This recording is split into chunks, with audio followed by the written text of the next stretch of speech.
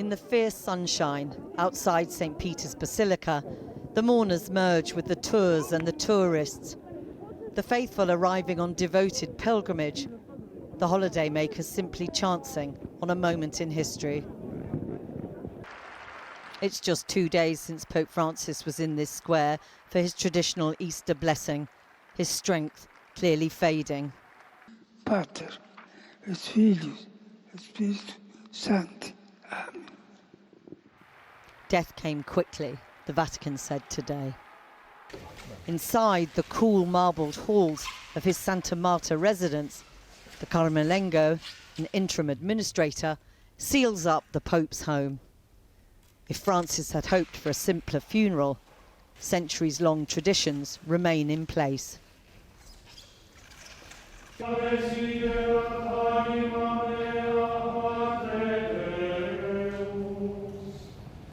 In his vestments and holding a rosary, the body of the pontiff lies in a coffin in the chapel of Santa Marta.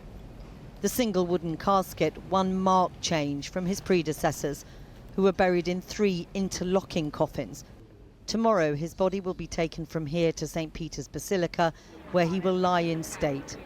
His funeral will be held outside on Saturday.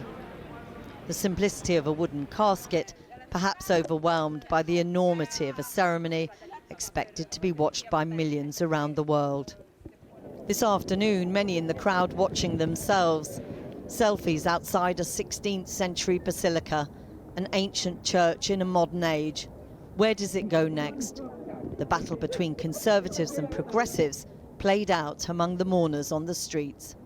The church goes on, not even the gates of hell shall prevail against the church. So the church goes on, there will be a new Holy Father, but we pray for the happy repose of his soul. And we also pray for a new Holy Father, we have a good Holy Father to And of course, church. many questions about the direction the church will take now after Pope Francis's 12 personally, years. I want to see the conservative go back to the tradition and whatever of the church, and I want to see the conservative side of the church come to the fore again. So did you consider Pope Francis too much of a radical, too much of a reformer? I did. Some people thought Francis was too progressive, some thought he was too conservative, which is probably a sign that he was trying to hold some kind of middle ground and not end up on an extreme. We've been talking already this morning to people who say they want to return to a more conservative church, a return to Latin Mass as a given. Your thoughts? I don't think that's going to happen, and I don't think that would be a natural development. No. More conservative, get back to our roots, get back to tradition. The young people are flocking to traditions, what they're crying out for, and they haven't had it for a few years. So there's a little bit of a dryness there, there's a bit of a hunger for tradition, which sustained us for 2,000 years, so that's what I'm hoping for. He tried to be very inclusive. There are more women in senior roles in the Vatican. Is that a positive thing? Many people wanted him to move further on the role of women in the church. Yes, I think so. So we are grateful. Also, some of our sisters have been called to work here in the Vatican. But before a conclave gathers to decide on who will become the 267th Pope, countries around the world have announced national periods of mourning. For the priest in the congregation of the only Catholic church in Gaza, devastated by war, the loss of Pope Francis is personal. Literally the loss of a voice at the end of a phone every day since the conflict began. Leaders from across the world, including President Trump, Ukraine's Volodymyr Zelensky and the British Prime Minister Keir Starmer, are expected to fly in on Saturday. In his last will, Pope Francis revealed the cost of preparations for his burial have been covered by a benefactor. His last wish, that his tomb is in the earth. Simple. The only inscription, Franciscus. Well, as you've just heard, Pope Francis spoke almost every day to the only Catholic church in Gaza. Earlier, I spoke to Father Gabriel Romanelli from Gaza City, and I asked him how important those daily conversations with the Pope were to his church. It was a big grace and a unique gift because the Pope Francis, from the beginning of this war, he called daily. The last period when he entered in the hospital, perhaps not every day, but when he could, he called us. And unfortunately, the war is running, is on. 500 refugees in the compound of the small Catholic church in Gaza, was very important to feel the closeness to the church and the other people. When was the last time that he spoke to you on that FaceTime link? On Saturday. On Saturday? Before the start the vigil, my vicar, Father Yusuf, sent a little message, Holy Father, pay attention, because at 8 we are inside the church, so we can answer the phone. So he called before, around 7:20, and he called very small this time, and he asked how is the general situation of the people. So it was very, very, perhaps 2 minutes only this time. But for him now to have gone, it must leave a terrible hole in your lives, because you relied on those phone calls on an almost daily basis, didn't you? Yes. So our life here is not easy. And before the October 23rd was not easy, the life here, but now is unimaginable situation. We try to continue to help the neighbors and our refugees with food, it's very hard to obtain the help because the borders are closed. So the Israelis broke the ceasefire about a month ago or so. Since then, has the situation got much worse than it was even at the beginning of the war? Yes. So the beginning of the war was very hard also. October, November, December was very hard, especially for Gaza City. We are based in Gaza City. But yes, after the ceasefire become harder. The bombing, for example, the night was very, very hard. The bombing very close to us. All the house shaking and even the smoke of so. And this is not the worst. The worst is the people died. The people continues to die. We hope that the appeal from the Pope to stop this war, to make a new step in order to peace. It's not easy, but it's not impossible. The Pope made a very impassioned appeal on Sunday for peace in Gaza, and he's made appeals throughout the war. But these appeals have been ignored by Hamas and also by the Israeli government. So what happens now? So we pray to the Lord to touch the heart and the will of the people that has the responsibilities, the power to stop that. We lost in this period, in this war, the 5% of Christian community. They died. 20 of them were killed, and the others for the lack of medicines or for other reasons. If you could leave tomorrow, would you all leave? Would you get out? The shepherd is necessary to be close to the flock. So I am missionary, I am priest. But what about your flock? I mean, do you all want to leave, you and the flock? If they decide, but many of them and the majority of them decide to be here because it's their land. Even for some people has a visa to travel, but there is not the possibility to go out. It feels like a prison. Like a prison or like a cage. Father Gabriel Romanelli, thank you very much indeed, and good luck to you. Thank you. God bless you. God bless you. Now in the UK, services have been held across the country to pay tribute to Pope Francis and remember his life. In Liverpool this evening, a special mass has just begun in the city's Metropolitan Cathedral, and Andrew Misra is there for us now. Andrew. Jackie, Liverpool has one of the biggest Catholic populations in England, largely due to historic migration from Ireland. Speaking to people here, it's clear there's a feeling that Pope Francis's reputation as being a voice for the poor and downtrodden really does chime with the values of this city. We've seen lots of people turning up here at the Metropolitan Cathedral to sign the Book of Condolence or light a candle ahead of tonight's Mass, which has just started. People from all faiths were welcome to attend the service. And it is, of course, a sad time, but people have had plenty of happy reflections to share as well. I thought he was the best Pope ever. Why? His kindness, he believed in humanity, fairness, and I think he was like a breath of fresh air. Well, Pope Francis called Liverpool the Naples of England because of our welcoming of all kinds of people from all over the world, you know? I mean, and regardless whether you're poor, rich, wherever you are, Liverpool is a welcoming, friendly, open city. There are billions of Catholics over the whole world, so he was a very important person, and perhaps some world leaders today should listen to him as well. One of Pope Francis's last acts as head of the Catholic Church was to appoint a new Archbishop of Liverpool earlier this month. Of course, though, it's not just here where special tributes are being paid and masses held. They're taking place around the UK. There are more than 6 million Catholics across the country.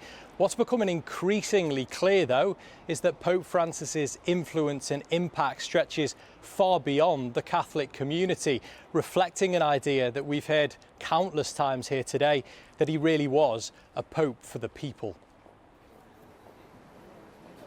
Andrew, thanks very much. Well, just before we came on air, I spoke to the man leading tonight's service in Liverpool, Archbishop Malcolm McMahon. I asked him for his reflections on the death of Pope Francis. I felt very sad when I heard the news of his death, because he'd put up such a valiant fight, really, during this long illness he's had. But then I felt pleased that he had died at this time, Easter, which is for Christians the high point of the year, liturgically, so it all fitted very nicely indeed. Now, you met the Pope here in Rome back in 2014. It's very difficult, isn't it? Because most of us only ever see him on television. It's such a public role. In those slightly more private moments, what was he like? What are your memories? But he was a lovely, friendly man, always very open and warm. That first encounter was quite amusing because I'd just been appointed Archbishop of Liverpool, and I was at Mass, his Mass in Rome, in Santa Marta, and afterwards I went to say hello to him, and he said to me, "I hope you'll be all right. How is your foot?" Well, I'd been in hospital with having some surgery on my left foot, so I pointed at his knee because he was having knee trouble and saying, "Well, how's your knee?" And he said, "Well, it's fine. Take courage," he said, "and together, with my bad knee and your bad foot, we will be able to walk with Christ." So wasn't that lovely? It's always good to have ailments to share and discuss. One of the contradictions of Pope Francis is that people are never quite sure, was he a reformer, was he radical, or actually was it just a question of language, that in terms of substance, he didn't fundamentally change much in the church? Where do you stand on that?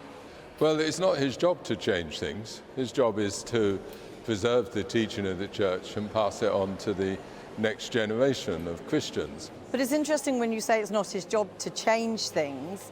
Part of the problem for many people is that he had to try and change things so that the church became more inclusive, more responsive to a modern world. Well, the church is pretty inclusive. He showed how that could be done by welcoming people who are marginalised in different ways, partly by our own teachings, partly by the behaviour of priests, and which has been appalling in some cases. And so people do feel at odds with the church. But what he wanted to show us, and do it, I think he did it very successfully, is that actually God's mercy is there for us all. Are you worried then that as the church moves forward to choose a new pope, that that inclusivity, that change in attitude that you talk about, actually will come to an end. You know, it's interesting, we've been talking to people in Rome today, and I've been struck by a number of people saying they want to go back to what they called a more conservative church, a more traditional church. What are your feelings about that? Well, I certainly don't want to go back to that. I grew up in all of that in my lifetime. I don't hanker after the past. And I remember what it was like when I was a child and a teenager, and I remember the way in which it changed and developed. Do you wish that Pope Francis had perhaps gone further, particularly, say, on the issue of women in the church, women's roles in the church, women priests? The Pope did ask for the Commission to look at the possibility of women becoming deacons in the Roman Catholic Church. He has put women and laymen in charge of important departments within the Catholic Church. But of course it remains true that it is the cardinals, and not all of them, who will elect the next pope. What sort of pope do you think the people of Liverpool would hope for? I think I can say absolutely without contradiction that they would like the next pope to be Pope Francis II. Archbishop Malcolm McMahon, thanks very much for talking to us today. Thank you very much indeed. Now, when Pope Francis visited Ireland in 2018, he met a number of survivors of abuse from within the Catholic Church. Among them was Damien O'Farrell, who was abused while at school. I started by asking him about meeting the Pope at the event. I was a bit wary. I didn't want it to be a box-ticking exercise and to be used. But when I went along to the meeting, as I didn't know the numbers that would be there, and there was just 8 survivors at the meeting, and it was quite impactful on me. So the Pope came into the room. We were sitting in a sort of a half moon shape, and it was just himself, the 8 of us, and the interpreter. And he went around the room and he spoke. He listened to all 8 of us one at a time. Each person spoke for about 10, 15, 20 minutes. There was never any interruptions or anything. And then interestingly, at the very end, when he finished the 8, he went back around each person in turn and said exactly back to what the person had said, nearly word for word, with no errors or anything like that, you know. I mean, if you, as a survivor, were impacted by the other stories, what did Pope Francis say to you about the impact on him? He was very remorseful. I suppose, first of all, there was one part that he didn't know. Ireland has a history of institutional abuse, state institutional abuse, and he didn't know about Magdalens. These were ladies who were they went into laundries and they were commercialized because they would have had children out of wedlock. Then they were their children were taken from them and they were put into laundries and they were commercialized. And then he heard about industrial school survivors. These were young people that were put into confinement in these industrial schools. When they were from the age of 1.5, a court would put them in 2.5, 3.5, and they had to stay there till they were 16. Sexually abused, physically abused, spiritually, emotionally, hunger, all that time. And he was taken aback. I believe he was. I certainly believe I was, and I believe he was. And he was very remorseful, I believe. So he acknowledged the role of the church? Oh, he did, very much so. Very, very much so. He said that clericalism was the cause of all the abuses, that putting priests and bishops up on a pedestal, and that was the cause of it. I mean, clearly Pope Francis was renowned for having a really good manner with people. He was very empathetic. You say yourself that he was a good listener that day. But in terms of the substance, did he change enough for the victims and survivors of child sexual abuse and and acknowledge the cover-ups that went on in churches across the world? I'd say he was the best pope that in my lifetime, maybe your lifetime, up to this point for clerical victims of clerical abuse. But we need somebody now to come after him to take it a lot further. He could have gone a lot further. He didn't, but he talked about traditionalists within the church, and every time he mentioned the word traditionalist, he would go, traditionalist. So he'd say the word traditionalist and he'd go, so there was like a fight that possibly they were in the Curia, that there was a struggle between him and the traditionalists. He possibly wanted to do things more so further. Do you think Did you get a sense that he learnt as he went along? We know that in Chile, Pope Francis defended a bishop and was forced to admit grave errors of judgment. He then called all the Chilean bishops and forced them to resign en masse, but admitting that he had made a mistake. Do you think, in a sense, he learnt as he went along, he became braver, if not brave enough? I think he did, and I think what people know, the church it's a massive church, it's worldwide. I think there's 1.5 billion Catholics, and there's different parts of the world, and people have different learnings. He came from the Latin American side, and was probably didn't, and he acknowledged those mistakes, and that's you don't often hear that. He acknowledged those mistakes, and I think he made those mistakes just before he met us. So he was very open to listening when he met us. He was very humble and very warm.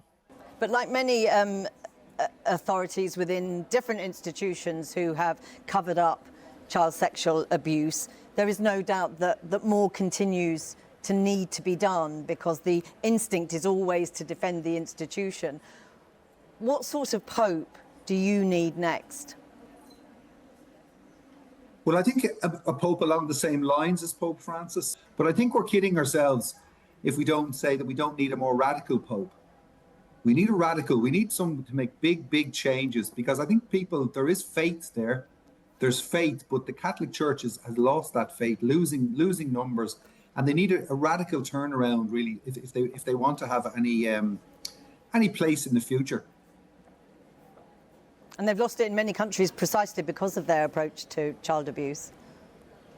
Yeah, I'd say it was the beginning of their downfall, I suppose, is how they protected the organisation. And it's in other organisations as well, protecting the organisations.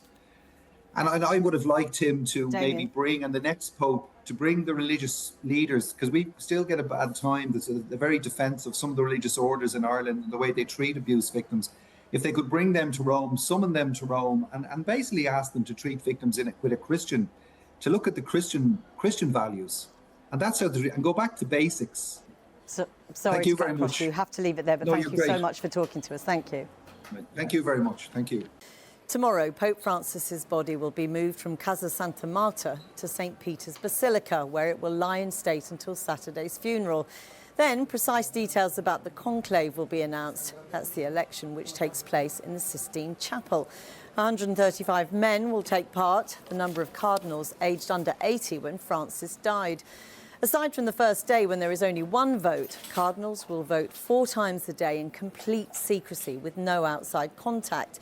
The eyes of the world will be on the chapel's chimney, where smoke from burnt ballots will appear after each vote.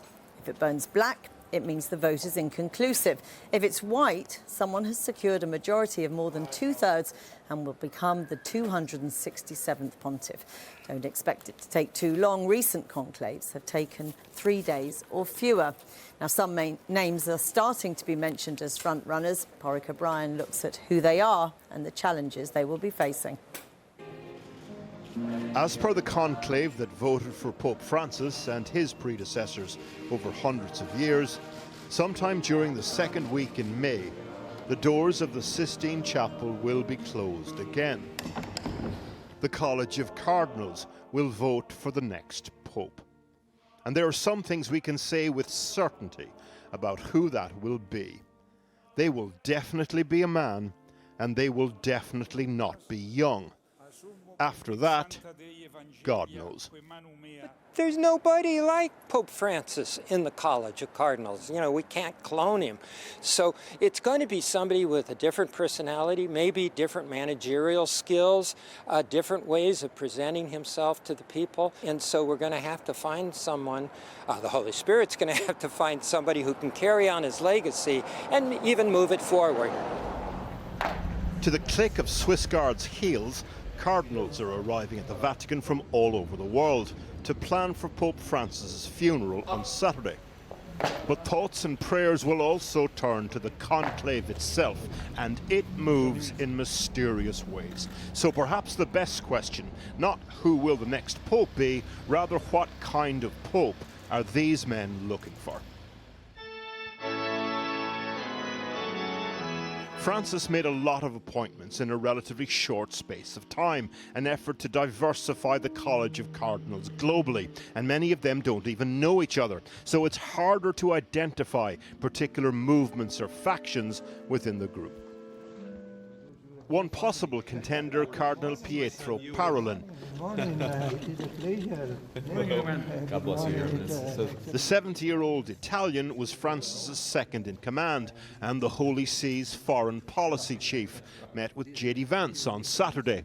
He's softly spoken, multilingual, seen as a centrist continuity candidate, and his diplomatic experience of a world in turmoil will be seen as a big advantage. Another favourite, Luis Antonio Tagle, the liberal-leaning cardinal from the Philippines, has been dubbed Asian Francis by commentators. His personable style and approach aren't the only similarities, though. He shares the late Pope's vision for how poor congregations in developing countries can reinvigorate the church. You know, being a small minority doesn't mean the church is dead. We believe that Jesus is alive, and he was born and he ministered, he died and rose from the dead in Asia. There are a number of African cardinals also in the running, like Peter Turkson. Pope Francis is calling us towards a new work of mercy. If chosen, would be the first pope from Africa for about 1,500 years. Like many cardinals from the continent, he reflects the conservatism of many within the Catholic community there, but has opposed the criminalisation of gay relationships in countries like his native Ghana. There's sometimes a mismatch between how people inside the church and outside it view the job of the conclave. For many Catholics, this is about far more than a political tug-of-war between conservatives and liberals. It is a deeply spiritual process for those who believe that the Pope doesn't make the Catholic Church, the Church makes the Pope.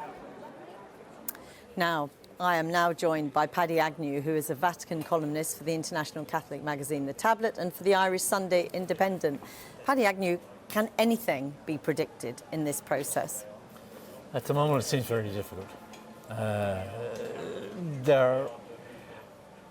Until, say, 6 months ago, you could reasonably have predicted that, given that the Pope was the late Pope Francis, has appointed 80% of the cardinal electoral body, that it would be a person on the same page as him, theologically, socially, and would preach the same message.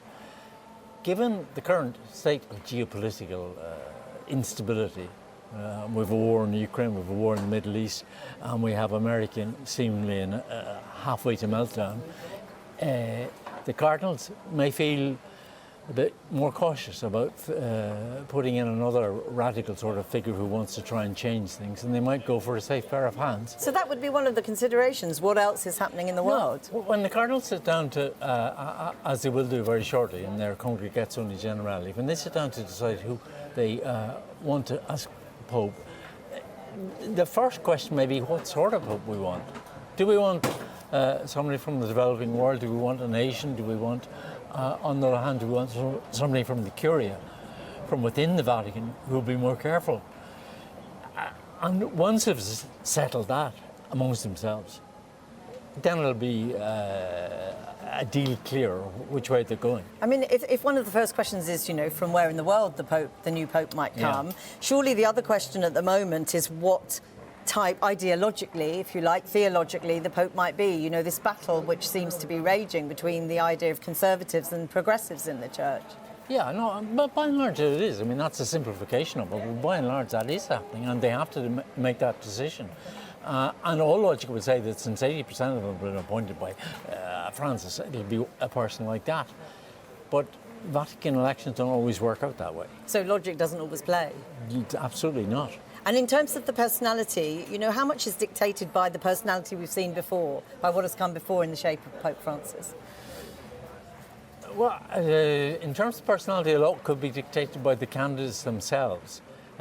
When it's become clear who they are, and it becomes clear to a certain extent when they have these meetings, these Congregazioni Generali, because you know, some of them are better speakers than others, some of them are more impressive than others, some of them have clear ideas than others, and that was what got Francis himself elected the last time. He was nobody's choice until he went into the final Congregazione Generale, and he made a very important speech. And because these discussions are taken in absolute secrecy, it's very difficult for us to know what the nature of those discussions are like, how polite they are, shall we say.